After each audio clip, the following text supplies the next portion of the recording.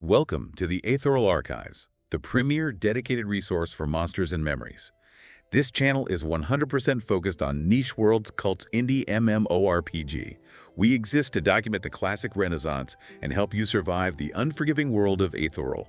If you are looking for a community that embraces the friction, the danger, and the lack of handholding, you have found your bind point. Hello, everyone, and welcome. It is Tuesday, January 13th, 2026. Hope your week is off to a good start. A strong start for sure. Ours is buzzing, I think is the word. We have just been absolutely dissecting this developer stream. It's one of the most revealing conversations I think the genre has seen in years. It's an absolute goldmine. Yeah. But before we get into the weeds, I have to talk about something that's, it's crucial. Yeah. This community, what we're all building here is built on passion, and we need to make sure this intel gets to everyone who needs it. Our archives, they're showing that a full 90% of you listening right now aren't subscribed. 90%. That's a lot. It's a huge number. So if you are committed to this, if you're planning on binding an Aetheral, this is actually urgent. You need to hit that subscribe button, ring the bell, go on, equip your notification slot right now. He's not kidding. We're about to enter the most volatile phase of development. Exactly. And if you miss the next piece of critical launch intel, you're going to be behind the curve. Simple as that. And this stuff, it's meant to be shared. If you have friends who are sort of on the fence about monsters and memories, you need to share this YouTube video with them. Yeah, this deep dive isn't just news. It's kind of a foundational text for understanding why this game is being made the way it is. And why it's so important. Precisely. Word of mouth is, and we're going to get into this, it's literally the most important currency these indie studios have. And we're about to explain exactly why, using the war stories of a fellow traveler. So let's unpack this incredible stream. The one that proves the classic renaissance is so much bigger than money. Honestly, Yeah. I still can't quite get over it. The stream was called Discussion with the Embers Adrift Dev Team. Right. And the Monsters and Memories team. They actually hosted the developers of Embers Adrift, John, Adri, and Bobby, or Undone. Yeah. As someone who watches the industry, the solidarity there, it was genuinely moving. Moving, yes. And also just profoundly insightful. In any other standard, competitive industry, Oh, forget about it. in AAA or even just mid-sized studios, they're all chasing the same market share. A company would never do this. They'd never actively promote a project that could be seen as a rival. They guard their player base so jealously. Yeah. But Sean and the M&M team, they did the exact opposite. They basically said, go play that game while you wait for ours. And right there, that's it. For me, that is the irrefutable proof that this entire movement, what we call the classic renaissance, it is fundamentally bigger than one studio's bottom line. It's about a shared philosophy. Exactly. It's a shared genre, a shared commitment to a very, very specific design principle. The friction, the difficulty, the high stakes, the complete lack of hand-holding. They're allies. They're fighting against the prevailing tide of modern convenience in MMOs. Yeah, and John, who's the executive producer for Embers Adrift, or EA, he was so gracious about it. And he gave some fantastic context on their origins, which sounded remarkably similar to NMM's long, agonizing journey. They started kicking the idea around all the way back in 2014. Can you believe that? 2014. Think about that timeline. It's a full decade of just conceptualizing, building, shipping a product, and just dealing with the reality of life in between all of that. And it started, as John described it, with just a lot of rabble getting together and talking, just messing around in Unity, slowly trying to find a path forward. A long, slow burn, that's the baseline reality for pretty much every successful indie MMO, isn't it? It is. It's not some 3-year corporate sprint. It's a marathon where people are constantly coming and going. EA went through a whole organizational restructure early on because the project was just teetering. It was on the edge of failure. And that just shows you the incredible volatility, even when it's still in that hobbyist unpaid stage. This is where, for me, the human element just slapped me in the face. Yes. Hearing Sean and John just swapping war stories, it made the difficulty feel so tangible. John admitted they were, in his words, incredibly foolish to dive into making an MMO without really knowing the Herculean effort involved. He was just unflinchingly honest about the personal cost. And the line that will stick with me forever, and this should validate every single decision M&M has made about its cautious pacing, was John saying, Oh, I know the one. he said, if I were to go back in time and you asked me if we should do this again, My answer would wholeheartedly be no. And he wasn't saying the game wasn't worth it in the end. He was emphasizing the sheer, almost impossible intensity of the commitment it requires. Especially when you're building an organization from scratch, relying mostly on volunteers and, pure passion. That perspective is just so grounding. It gives you the ultimate justification for NNM's transparent, measured, and extremely cautious development. They're putting stability, team chemistry, and system integrity above everything else. They understand the cost of rushing. They've seen it. EA's history, even before they launched, was a nightmare. It was a revolving door of personnel, internal fights over creative input, leadership problems. It forced them into a year-long restructuring just to save the project. And that cost wasn't just development time, which is what I think a lot of people miss. We have to unpack the sheer managerial weight of a volunteer project. Yes. Because they started with, maybe 10 to 15 key contributors at their peak? But the core problem was managing what they called team bullshit. A very technical term. Right. But they had to spend critical development time just dealing with legal issues, specifically IP agreements. This is a point that I think the average listener might just gloss over, but it's so critical. It's everything. When a developer builds a system or creates art or writes a piece of code, they own the intellectual property, the IP.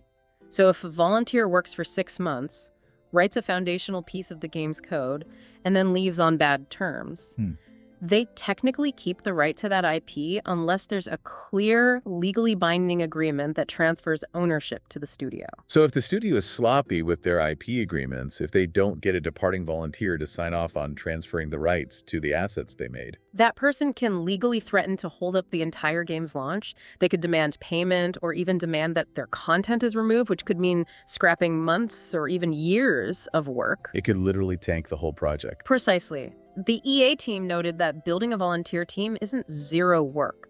It's a full-time job for the leadership just to manage people, to check for personalities that fit, and to get rid of toxic situations before they can legally compromise the game. And John said his early strategy was super conservative. He'd only hire someone full-time if he had a full year's worth of funding already secured to pay them. Just to ensure a sustainable runway. That deliberate, slow ramp-up, the focus on internal legal rigor, prioritizing personality fit over just pure technical skill.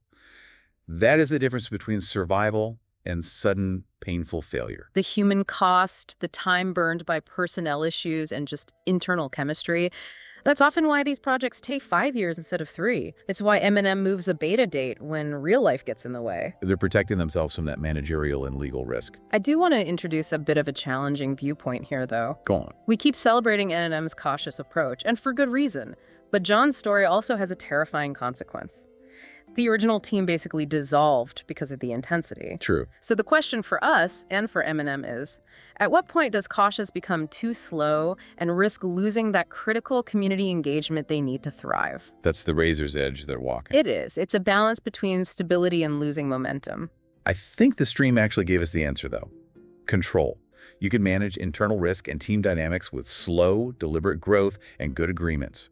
But the next part of the stream, it showed they couldn't control the external factors. The ones that really brought them to their knees. Exactly. The nightmare really began when they realized they couldn't control their outsourced business partners. Okay, this is where the deep dive gets intensely serious. This is the terrifying lesson for anyone in indie business, especially live service games. Yeah. The EA team talked about an external business failure that was, by all accounts, so much more devastating than any in-game bug they ever had. They called it the Digital River debacle, and man, it is a stark warning. So Embers Adrift chose Digital River as their payment processor. And on paper, that was a smart move. Totally. Digital River was this globally recognized, seemingly huge, reliable company. They were used by giants like Lenovo and even classic MMOs like Lord of the Rings Online. This was not some gamble on a fly-by-night startup. This was the safe choice. The safe choice. But the critical turning point was when Digital River got bought out by private equity. And we need to analyze what that means, in practical terms for a small vendor like Embers Adrift. Private equity firms, their goal is to maximize short-term profit. They restructure for maximum efficiency. Which means focusing all their resources on the biggest, highest margin clients. Exactly. So EA went from being a respected, if small, customer to suddenly being a low-priority liability. John explained how the new ownership just strung them along. They kept changing the terms, delaying support. It was a clear pattern just trying to extract as much money as possible before just pushing them out the door. The result was catastrophic. Embers Adrift lost a full year of revenue. A full year. Just let that sink in. 12 months of income just gone.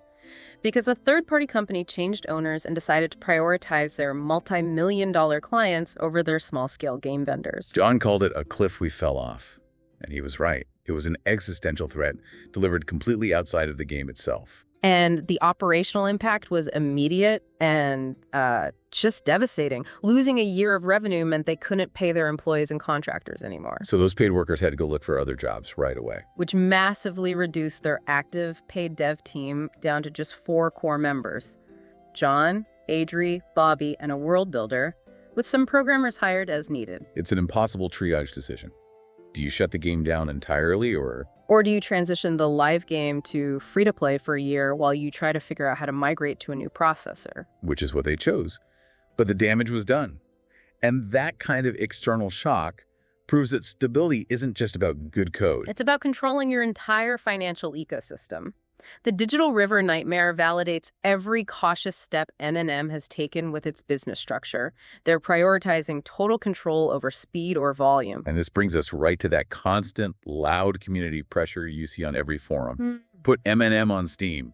That's where the eyeballs are. You'll get rich overnight. And the EA experience provides the perfect data-driven reason for why M&M is so resistant to just rushing onto that platform. It proves that migrating your business operations is not a flip of a switch. Not at all. The EA team said it took them a full year to untangle themselves from Digital River and then migrate to the complex world of Steam. And even when they finally did a soft launch on Steam, the new technical issues were immediate and severe. The technical detail here is just chilling. It is. They pointed out a specific, shocking bug in Steam's subscription service. So when they first set up monthly subs, the system would charge the transaction during the day, no problem. Steam takes their cut, everyone's happy. Then, overnight, when Steam's system processed all the batch transactions for the day, it would charge the customer again. They estimated that 70% of all new subscribers were double charged. We have to dissect the financial physics of that. A 70% failure rate on your new, crucial revenue stream. That's not a bug. Yeah. That is an existential financial and community trust crisis. Customers are immediately demanding refunds. And when you have a high rate of chargebacks, the processors hit you, the merchant, with massive fees. Those fees can financially cripple a lean indie budget faster than any lost income. And the response time was the final insult. Because Embers Adrift was a smaller customer, their support ticket for this critical revenue-killing bug just sat in Steam's queue for a week and a half before anyone looked at it. Think about that. A week and a half of 70% of your new players being actively made hostile, forced to deal with double charges, demanding their money back, all because you're low priority. They had no choice. They had to scramble, abandon the subscription model entirely, and just switch to straight time blocks to regain control and stop the bleeding. This is the definitive evidence justifying M&M's decision to stay independent and safe. You cannot risk your entire financial stability by putting it in the hands of a platform, no matter how popular, that sees you as low priority when a crisis hits. The cost of eyeballs is the loss of financial control. And the other key lesson here was about marketing.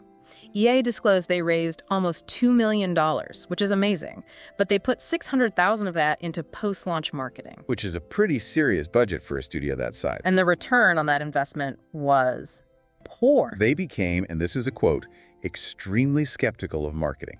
They found that word of mouth was just far superior and way more cost-effective. Right. Marketing might trick someone into buying a single-player game once, but for an MMO, where you're asking for a long-term investment of time, energy, and trust? The faith in the team and the real enthusiasm of the community is the only currency that matters. This transition from external risk to internal discipline is perfect. It is. If you've learned you can't trust big marketing budgets or external platforms, you have to be incredibly disciplined and flexible internally.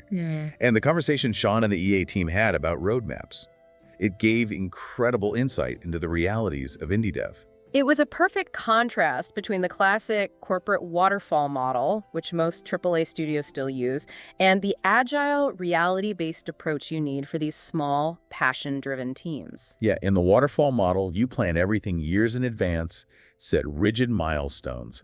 It's all about these strict sprints that can't have any delays. And that system just completely falls apart when your team is mostly made of highly skilled volunteers who are balancing the project with careers and families and all of life's unpredictable stuff. The EA devs admitted they really struggle with the word roadmap because they don't have a production management team to set those rigid timelines. Their goals are often nebulous. They know where they're going, but they have to get there through flexible stepping stones, shifting based on feedback, bugs, or just developer availability. And that's when Sean chimed in to explain why M&M actively dislikes the whole idea of arbitrary public dates set years in advance. It all comes down to managing a volunteer workforce where life happens. And the team is explicitly prioritizing the quality of life for its members. He specifically mentioned team members having kids. Literally kids popping up. Right. And that instantly and dramatically impacts that person's time and capacity. If you have a rigid roadmap that promised feature X by Tuesday, and your lead environment artist suddenly has a newborn. Well, the waterfall model demands that artists burns themselves out, or you compromise the quality of the feature, or you fire them. And none of those are acceptable for a studio built on passion. The honesty there is so important. M&M dates move not because they're disorganized or trying to trick people, But because real life and the health of the team has to come first. This volunteer model requires an honest, forgiving way to manage expectations without burning out the talented people who are basically donating their time. This is why the M&M method is built around that now, next, and future framework. It's agile in the truest sense. Priorities have to shift instantly. If a major technical issue pops up, like a memory leak or a critical exploit. That bug fix immediately jumps to now. Exactly. And if the team gets a sudden inspiration for a QOL feature that would make the core experience way better, that takes precedence over some arbitrary date they set 6 months ago. It's more responsive. Yeah. And at the end of the day, it's more sustainable for a small team trying to deliver a stable product. That flexibility is also absolutely essential for scope management, which EA talked about with brutal honesty. They were brutal with scope cutting after launch. They realized feature creep is a project killer. It's a massive time sink. And they had to balance systems they'd already built, like their really robust crafting system, which they admitted was maybe a little over-engineered, against their very limited paid resources. But that over-engineering, sometimes it pays off hugely down the line. It highlights the power of letting systems mature and building with long-term architecture in mind. We saw a fantastic example of this, a great example of system repurposing that justifies that initial time investment. Okay, let's get into the technical weeds on this because it's brilliant. It is. So EA developed this really complicated equipment layering technology specifically for their endgame raid zone, Axis. Right. The goal was to create equipment adornments. So it's an active, stat-enhancing layer of gear that stacks over the player's base gear. So it provides big combat boosts, but only when you're in that specific high-end raid zone. Which is architecturally genius. It lets them make raid gear feel incredibly powerful and rewarding inside the raid, where the difficulty demands it. Without completely trivializing the core base gear that players spent months grinding for everywhere else in the open world. Yeah. It keeps the progression loop intact. Correct. So they invested heavily in that foundational tech, the ability to have a layer of gear that exists at the same time as the visual layer, but can be switched on and off based on zone rules or status effects. And here's the kicker. Here's the kicker. This is what validates the M&M philosophy of long-term investment. That same underlying equipment layering tech, which was first designed for stat changes and zone restrictions. It was later easily adapted and repurposed to become the highly requested cosmetic page feature. Wait. So the tech they built to layer stat buffs in a high-end raid, that became the tech that lets players hide their ugly green boots and show off their cool vanity armor. Exactly. The underlying infrastructure is a layering system. Once you have a complex system that manages what gear is shown, what gear is used for stats, and how to restrict or activate those layers, well, adapting it to just show a visual layer without impacting stats is relatively simple. That ability to repurpose complicated, robust tech for new features, it completely validates that long-term investment in good architecture. They're building robustly for the future, even if they can't fill the system out right away. It's the polar opposite of just duct taping code together to meet some arbitrary public date. I think this next section the philosophical discussion about game design. Yeah. This is the absolute heart of this entire deep dive. It speaks directly to our channel's mission of embracing the friction. It connects everything we've just talked about. M&M's cautious pacing, EA's survival strategy. Yeah. It all comes back to this. The hosts talked about that persistent player feedback that always calls for quality of life features, arguing that existing systems like long travel times or difficult crafting or low drop rates are just tedium. Or that they show a lack of respect for the player's time. Right. That feedback loop is the constant battleground of the classic Renaissance. Players, they're conditioned by modern MMOs, so they demand efficiency and convenience. But the philosophical rebuttal from the Embers Adrift dev was so powerful and so central to this entire genre. Spending time in the game, yes, the point. That is way more than just a glib quote. It's a design manifesto. It is. And we need to explain in depth what this friction actually does for the game world. The friction, the time sink, the inconvenience, the need to rely on other people, it's all intentional. And removing it doesn't just fix a problem you perceive. It rips out the core design element that forces fundamental player behavior. If you remove friction, you remove the need for interdependence. If you can just teleport instantly to every resource node, you lose the reason to run into a guildmate in the middle of a dangerous zone and need their help against an unexpected patrol. And that spontaneous encounter where danger is shared. That's how durable relationships are formed. If resources are instant and you can get them on an auction house, you lose the crucial role of the dedicated crafter. In a high-friction economy, crafters become community assets. They're known by name. Their work is valued because of the high investment it took to make it. When the journey is instantaneous, the destination feels cheap and the world just shrinks. EA's core design goal is to create an environment where you're forced to be present in the world for 6 hours straight, just losing track of time, because that is when genuine memories and friendships are forged. I remember in early EverQuest, dying deep in a dungeon. It wasn't a quick run back. It meant calling in favors, often paying a specialist to come and bind sight and pull your body out. And that process took hours. Hours. But the memory of that favor, that debt, that shared frustration that lasted for years, that is the point. That shared struggle is the content. And this means the developers have to be thoughtful curators of that experience. They have to tell the difference between valid feedback and feedback that threatens the core design. So when players complain about tedium, the right developer solution isn't to just remove the time requirement. It's to, as the dev said, add variety, spice things up, give them shorter-term goals along the way. It's the difference between saying, it takes me 20 minutes to cross this zone that's too slow, versus that 20-minute travel time feels empty and pointless. Right. If it feels pointless, you add flavor, you add danger, you add unique hidden resources or things to discover along the journey. You don't just delete the journey itself. The journey is the commitment.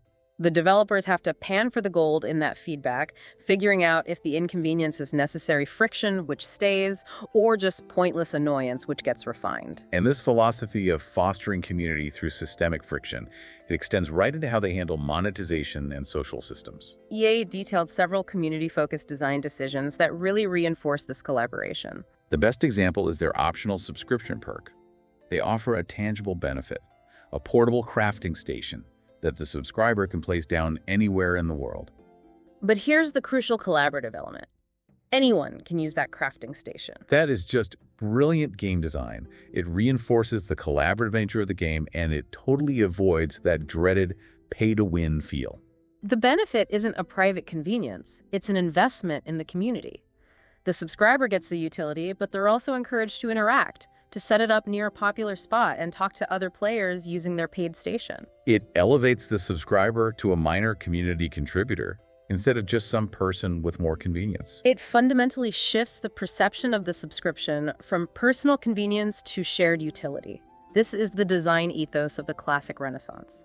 If you pay for power, that power should benefit the social structure. And they also mentioned their continuous focus on driving organic interaction through other content, like their renewed commitment to non-combat features like fishing, which is a big focus for 2026. And the development of mini dungeons called Ember Veins. Right.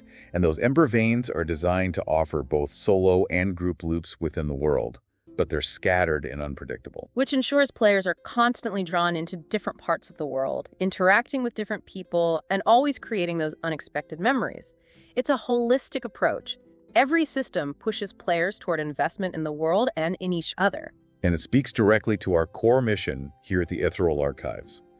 Surviving the unforgiving world requires community, and these systems are intentionally designed to force that community to form. The friction isn't there to annoy you. It's there to protect the integrity of your future relationships. Okay, let's pivot back to Monsters and Memories and talk about the most immediate and I think most exciting piece of intel that Sean shared right at the end of the stream. This is the payoff. This is the reward for all that cautious, disciplined development. This is the news that everyone who has been anxiously checking the forums needed to hear. Sean confirmed the internal work on the next major phase of testing. The beta is nearing its final conclusion. He stated it very clearly. The post detailing the new beta dates, which we expect will confirm that March 1st target we've been tracking, is mostly written. And the crucial documentation that goes with it, the notes on what's available, the system requirements, that's also completed. This isn't just brainstorming. It's not an aspirational goal. The paperwork confirming the schedule is literally done. The final hurdle is purely procedural, which is exactly what you'd expect from a cautious team. It's the final team sign-off. They need to make sure every single person on that volunteer team is comfortable and committed to the projected dates before they make them public. Given their focus on avoiding burnout and putting team life first, that sign-off is a necessary layer of protection. But the timeline stress was very clear. Sean explicitly said the switch would be flipped in the next day or two relative to when the stream happened. Which means the M&M team is highly confident, they've managed their scope, and they are fully committed to moving into the next critical phase. They are way beyond the point of guessing. They're in the final countdown to the beta announcement. It's a complete validation of their whole methodology. They delayed when they had to ensure quality and team health, and now, because of that rigor, they can confidently approach a firm commitment. And just for context, to show what kind of long-term commitment is needed even after launch, the EA devs gave a glimpse into their continuous development. Right, they recently released a massive December patch. That patch had the cosmetic page we talked about, a direct result of that repurposed tech, and also 40 collectible pets designed to keep players engaged in discovery. And crucially, 30 of those 40 pets are secret rare drops. With the explicit developer expectation that it might take players months to find them all, which leans so heavily into that sense of discovery, shared secrets, and long-term exploration that the classic genre thrives on. Their 2026 goals, mirroring that commitment to the journey, are focusing heavily on non-combat stuff, like fishing and revamping the notoriously challenging Highland Hills leveling zone. Not to eliminate the friction, but to optimize the journey. Continuous refinement, controlled business operations, and a commitment to shared friction. That is the classic Renaissance manifesto, laid bare by the struggles and successes of Embers Adrift. And the M&M team took notes, and we're all going to benefit from that shared knowledge. Okay, so we've covered the history, the business fragility, the core philosophy, and the imminent beta news. As we look ahead to our own projected early access launch on June 1st, we have a few key community announcements. First up, we need a base of operations. We're looking for a community home, a guild that matches the tone of this channel. Relaxed in its demands, but dedicated to the long haul and, enjoying the process. We are strongly leaning towards joining the guilds Decidia, a snuggle of sloths. So if you see us in Ethereal, that is likely where we'll be binding our characters when the time comes. Second, an essential tool for every serious learner preparing for the Ethereal economy. You need to immediately bookmark https://thetunnel.xyz. Yes. That is the tunnel, the unofficial price checker and marketplace tool. I remember the dark ages of classic MMOs where we had to use these static websites updated by hand just to track the market. Tools like the tunnel are the modern version of those essential spreadsheets. And because M&M is going to be friction-based, the economy will be driven by localized scarcity and complex trade routes. Having reliable external tools to manage that, to track prices and understand supply and demand, it's going to be absolutely essential to your success. Bookmark it now. You will thank us when you're scrambling for materials on launch day. You will. Finally, let's synthesize that crucial lesson from the Digital River nightmare and EA's $600,000 marketing experiment. They concluded that word of mouth is the superior marketing tool. And John summarized the entire business model by saying, if you tell 3 people you've given us money. The classic MMO experience and the very survival of these fragile indie studios, it's predicated entirely on player investment. Investment of time and, crucially, investment of trust.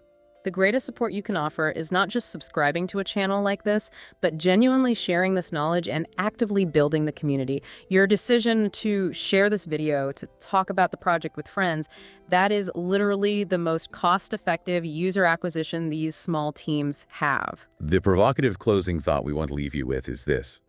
When projects like Monsters and Memories and Embers Adrift succeed, it's not just because they wrote good code. It's because they spent years successfully managing two factors that doom almost every other competitor: external business instability and internal human dynamics. If you believe in the philosophy of friction, then you have to trust that their measure